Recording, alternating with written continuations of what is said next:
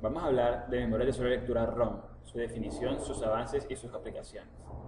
Una memoria de sobrelectura ROM, o Read Only Memory, es un circuito combinacional con N entradas y D salidas. Las entradas se llaman entradas de dirección. Las salidas se conocen como salidas de datos. Una ROM almacena la tabla de verdad de una función lógica combinacional de N entradas y D salidas. Expresando los retardos de propagación, las salidas de datos de una ROM igualan todas las veces los bits de salida en el renglón de la tabla de verdad por selección por las entradas de dirección. Puesto que una ROM es un circuito combinacional, usted estaría en lo correcto al decir que no es en realidad una memoria en absoluto. En términos del funcionamiento de un circuito digital, se puede tratar a una memoria ROM como si fuera cualquier otro elemento lógico combinacional. Sin embargo, también se puede pensar que la información se almacenará en la ROM cuando se fabrica o programa. Aunque pensemos en la ROM como si fuera un tipo de memoria, tiene una importante diferencia en comparación con la mayoría de los tipos de memoria de circuitos integrados. La ROM es una memoria no volátil, es decir, su contenido se conserva incluso si no se aplica energía alguna. El tipo más simple de ROM en estado sólido es de la misma antigüedad que la propia tecnología semiconductora. Las puertas lógicas combinacionales pueden usarse en conjunto para indexar una dirección de memoria de n bits en valores de m bits de tamaño, o una tabla de consultas. Con la invención de los circuitos integrados se desarrolló la máscara ROM. La máscara ROM consistía en una cuadrícula de líneas formadas por una palabra y líneas formadas por un bit, seleccionadas respectivamente a partir de cambios en el transistor. De esta manera, podían representar una tabla de consultas arbitraria y un lapso de propagación deducible. En las máscaras ROM, los datos están físicamente codificados en el mismo circuito, así que solo se pueden programar durante la fabricación. Esto acarrea serias desventajas. 1. Solo es económico comprarlas en grandes cantidades, ya que el usuario contrata fundiciones para producirlas según sus necesidades. El tiempo transcurrido entre completar el diseño de la máscara y recibir el resultado final es muy largo. No son prácticas para I+D por el hecho de que los desarrolladores necesitan cambiar el contenido de la memoria mientras refinan un diseño. Si un producto tiene un error en la máscara, la única manera de arreglarlo es reemplazando físicamente la ROM por otra. Los desarrollos posteriores tomaron en cuenta estas deficiencias. Así pues, se creó la memoria de sobrelectura programable PROM.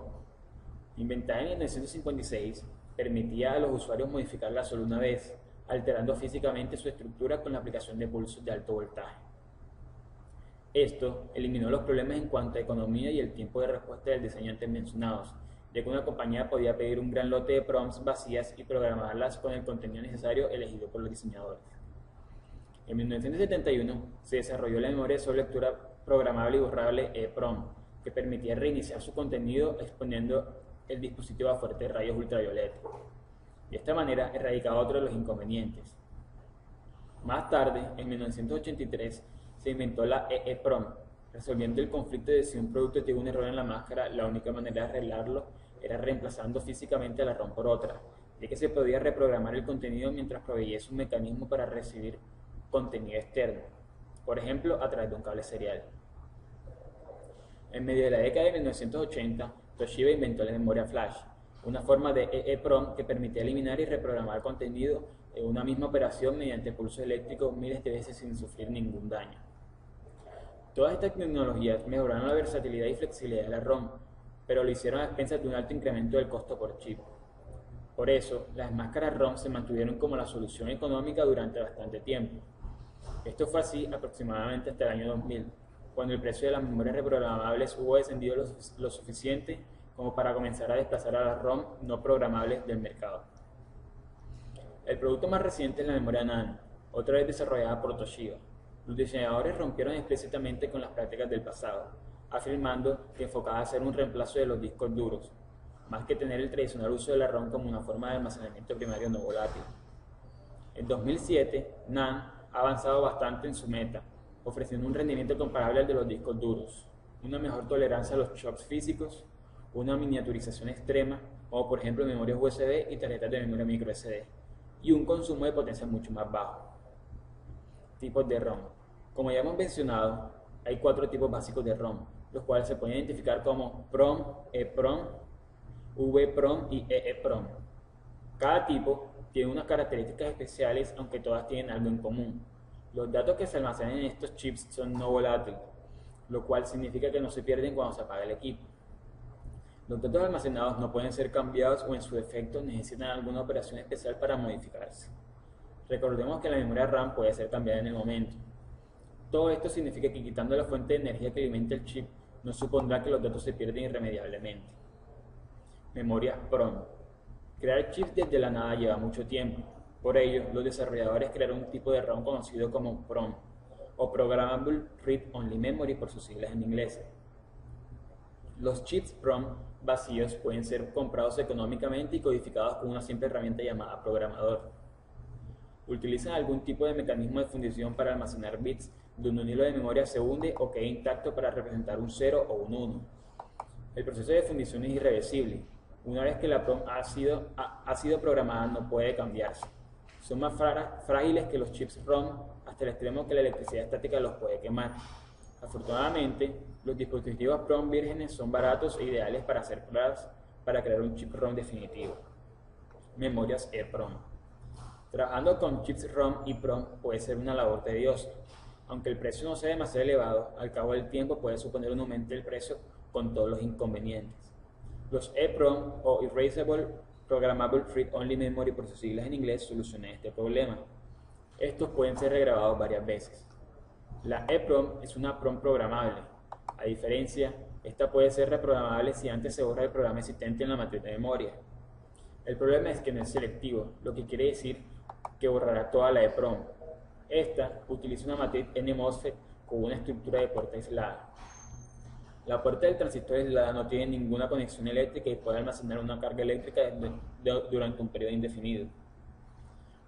Por otra parte, los VEPROM se pueden reconocer por la ventana de cuarzo transparente en su encapsulado.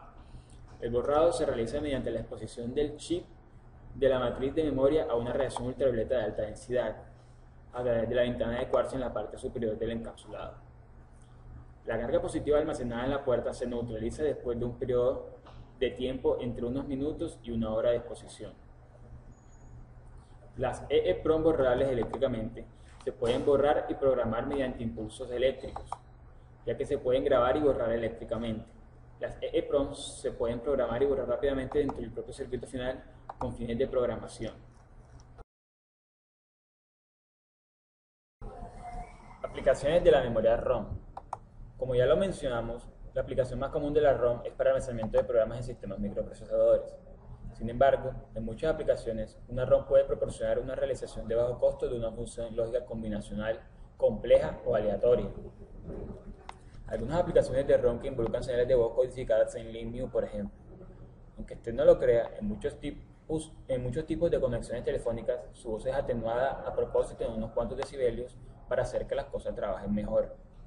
En una red telefónica analógica, la atenuación se realiza mediante un simple circuito analógico pasivo, pero no es así en el mundo digital. Otra aplicación de la ROM para la telefonía digital es un circuito de conferencia digital. En la red telefónica analógica es bastante fácil hacer una conexión de conferencia entre 3 o más partes. Solo conecte los alambres del teléfono analógico y se obtiene una unión de agregación analógica, de modo que cada persona escucha a todos los demás. No es tan fácil hacerlo bien, pero se ha entendido la idea. En la red digital, por supuesto, resultaría un caos si solo se pusieran en corto todas las señales de salida digitales. En cambio, un circuito de conferencia digital puede incluir un sumador digital que produce muestras de salida correspondiente a sumas de las muestras de entrada. Un circuito basado en ROM es por lo regular más rápido que un circuito que utilice dispositivos SSI, MSI y PLDs, y a menudo más rápido que un FPGA. El programa que genera el contenido de la ROM puede ser estructurado con facilidad para manejar casos inusitados o indefinidos que requerirían de hardware adicional en cualquier otro diseño. Es fácil de modificar tan solo cambiando el patrón almacenado, habitualmente sin modificar ninguna conexión externa. Los precios de la ROM y otros dispositivos lógicos estructurados siempre se encuentran disminuyendo, haciendo los más económicos, y sus densidades siempre se encuentran aumentando, expandiendo el ámbito de los problemas que pueden resolverse con un solo chip. Espero que les haya gustado la presentación sobre las memorias ROM, sus avances y cómo estas avanzaron a través del tiempo, haciendo que muchas de las aplicaciones que hoy en día vemos como cotidianas se puedan dar. Muchas gracias.